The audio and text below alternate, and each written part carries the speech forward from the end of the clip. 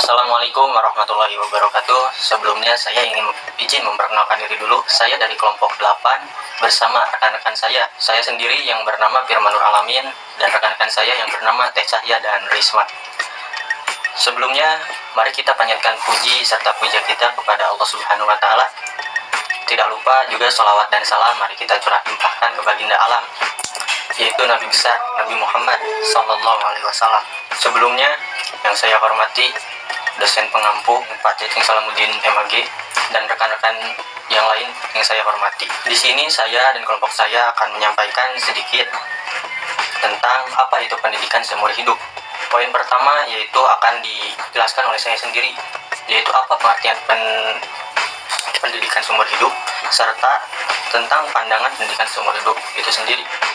Jadi pendidikan seumur hidup yaitu sebuah konsep pendidikan yang menerapkan tentang keseluruhan peristiwa belajar mengajar dalam proses pembinaan kepribadian yang berlangsung secara kontinu dalam keseluruhan hidup manusia. Dalam proses pembinaan kepribadian memerlukan rentang waktu yang relatif panjang, tidak sedikit, bahkan berlangsung seumur hidup. Ya. Dalam hadis juga dijelaskan minal mahdi ilal lahdi, bahwa mencari ilmu itu, menuntut ilmu itu dari awal kita dilahirkan sampai kita mati, dan diwajibkan juga kepada semua makhluk, khususnya kaum muslim. Dalam hadis juga tertera talabul ilmi fardhun 'ala kulli muslim, bahwa sesungguhnya menuntut ilmu itu wajib bagi semua muslim. Ya, dari pengertian di atas dapat dipahami bahwa pendidikan itu bukan diperoleh dari pendidikan yang formal saja.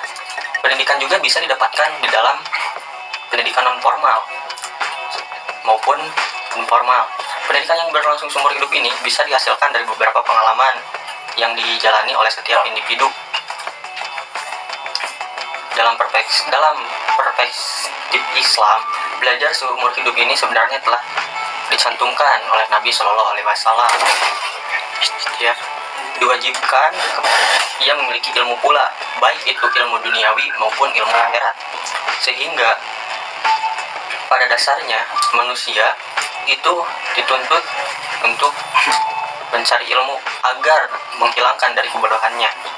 Ya, wajiblah manusia itu memiliki ilmu kedua-keduanya. Jadi mencari ilmu itu harus seimbang. Tidak hanya kita mencari urusan duniawi, tapi urusan rohani dengan spiritualnya, yaitu dengan ilmu agama, itu juga harus dipelajari. Karena apa? Karena kedua-keduanya juga penting. Mungkin pengertian dari pendidikan seumur hidup singkatnya seperti itu. Terima kasih atas waktunya. Langsung saja ke poin yang kedua yang akan dipaparkan oleh Teh Cahya. Baik, sebelumnya terima kasih kepada moderator yang telah memberikan saya kesempatan untuk bisa memaparkan materi mengenai karakteristik pendidikan seumur hidup dan prinsip-prinsip dari pendidikan seumur hidup. Langsung saja kepada karakteristik pendidikan seumur hidup. Di makalah terdapat 20 poin mengenai karakteristik pendidikan seumur hidup. Namun di sini saya akan menyebutkan 10 dari ke-20 poin tersebut. Yaitu 1. Karakteristik pendidikan seumur hidup itu mempunyai 3 istilah pokok, yaitu hidup, seumur hidup, dan pendidikan. Nah, ketiga istilah pokok ini menentukan lingkup dan makna lifelong education. Yang kedua, tidak selesai meski masa sekolah telah berakhir. Yang ketiga, mencakup dan memadukan semua tahap pendidikan. Yang keempat, mencakup pola-pola pendidikan formal maupun pendidikan non-formal. Yang kelima, peranan rumah sebagai pemula proses pembelajaran seumur hidup. Yang keenam, fungsi edukatif yang terus berlanjut dalam keseluruhan hidup. Yang ketujuh, lembaga-lembaga pendidikan hanya sebagai salah satu bentuk pendidikan seumur hidup. Yang kedelapan, menghendaki keberlanjutan dimensi-dimensi vertikal dan longitudinal dari pendidikan. Yang kesembilan, menghendaki keterpaduan dimensi-dimensi horizontal dan kedalaman dari pendidikan. Dan yang kesepuluh, bahwa pendidikan seumur hidup itu bersifat universal. Seperti itu. Selanjutnya tentang prinsip-prinsip dari lifelong education. Nah, pendidikan seumur hidup merupakan suatu konsep atau gagasan pokok. Nah, gagasan pokok dalam konsep ini diartikan bahwa pendidikan tidak hanya berlangsung selama seorang belajar di lembaga-lembaga pendidikan formal, namun seseorang masih bisa memperoleh pendidikan apabila ia mau setelah ia selesai menjalani pendidikan formal. Ditekankan pula bahwa dalam konsep ini, pendidikan dalam arti kata yang sebenarnya adalah sesuatu yang berlangsung terus sepanjang kehidupan seseorang. Hidup atau life mempunyai 3 komponen yang saling berhubungan satu dengan lainnya, yaitu individu, masyarakat, dan lingkungan fisik. Perjalanan manusia seumur hidup atau lifelong mengandung perkembangan dan perubahan yang mencakup 3 komponen, yaitu 1. Tahap-tahap perkembangan individu, seperti masa balita, masa kanak-kanak, masa sekolah, masa remaja, sampai masa dewasa. Tahap yang kedua komponen yang kedua yaitu peranan-peranan sosial yang umum dan unik dalam kehidupan yang berbeda di setiap lingkungan hidup. Dan yang terakhir, aspek-aspek perkembangan kepribadian seperti fisik, mental, sosial, dan juga emosional. Lalu prinsip-prinsip dasar apa saja sih dari pendidikan seumur hidup ini? Di antaranya yaitu 1. Berlangsung seumur hidup. Sehingga peranan subjek manusia untuk mendidik dan mengembangkan diri secara wajar merupakan kewajiban kodrati manusia. Yang kedua, lembaga pelaksana dan wahana pendidikan meliputi keluarga sebagai unit masyarakat pertama dan yang paling utama, kemudian sekolah sebagai lambang pendidikan formal, dan juga kemudian masyarakat sebagai lembaga pendidikan non-formal, seperti itu. Yang ketiga, lembaga penanggung jawab pendidikan mencakup kewajiban dan kerjasama ketiga lembaga yang wajar. Nah, ketiga lembaga tersebut yaitu lembaga keluarga, lembaga sekolah, dan juga lembaga masyarakat. Yang keempat, belajar tidak ada batas waktu, sehingga tidak ada konsep terlambat belajar karena sudah tua. Yang kelima, belajar atau mendidik diri adalah proses alamiah sebagai integral atau merupakan totalitas kehidupan. Nah, itulah beberapa prinsip dasar dari lifelong education. Sekian yang dapat saya paparkan mengenai karakteristik pendidikan seumur hidup dan juga prinsip-prinsip pendidikan seumur hidup atau lifelong education. Untuk selebihnya saya kembalikan lagi kepada moderator. Terima kasih kepada Teh Cahya yang telah memaparkan materinya.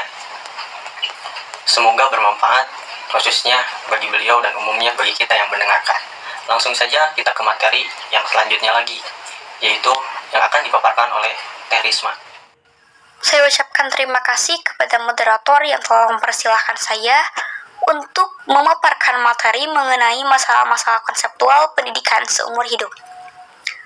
Sebelum saya memaparkan materi mengenai masalah-masalah konseptual pendidikan seumur hidup, di sini saya akan menjelaskan terlebih dahulu mengenai konsep-konsep pendidikan seumur hidup. Konsep-konsep pendidikan seumur hidup itu ada 4. Di antaranya yang pertama, konsep pendidikan seumur hidup itu sendiri. Apa yang dimaksud dengan konsep pendidikan seumur hidup? Maksudnya, kita sebagai manusia wajib untuk belajar.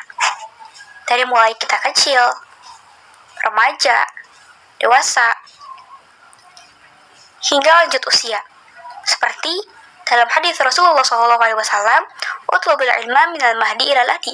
Tuntutlah ilmu dari buayan sampai ke liang lahat. Yang kedua yaitu konsep belajar seumur hidup. Apa yang dimaksud dengan konsep belajar seumur hidup?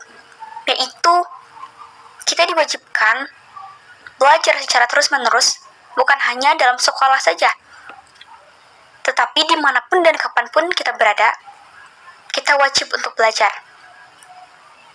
Dan kita juga bisa belajar terhadap orang yang lebih berpengalaman daripada kita. Yang ketiga, yaitu konsep belajar seumur hidup. Nah, yang dimaksud dengan konsep belajar seumur hidup, itu dia mengamalkan dan memanfaatkan yang telah dia pelajari secara terus-menerus dalam kehidupan sehari-harinya dan dapat mengamalkannya kepada orang lain. Dan yang terakhir, yaitu kurikulum yang membantu pendidikan seumur hidup.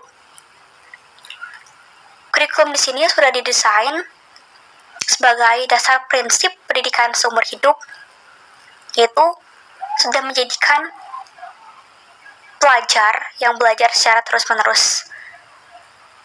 Nah, sekarang yaitu saya akan memaparkan materi mengenai masalah-masalah konseptual pendidikan seumur hidup. Apa sih yang termasuk ke dalam masalah konseptual pendidikan seumur hidup?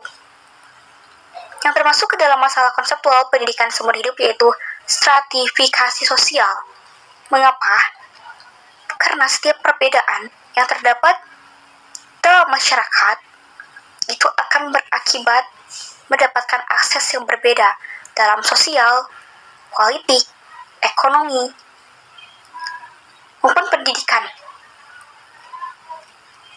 Karena sebenarnya banyak orang yang menginginkan pendidikan, tetapi mereka tidak mampu untuk membiayai pendidikan tersebut.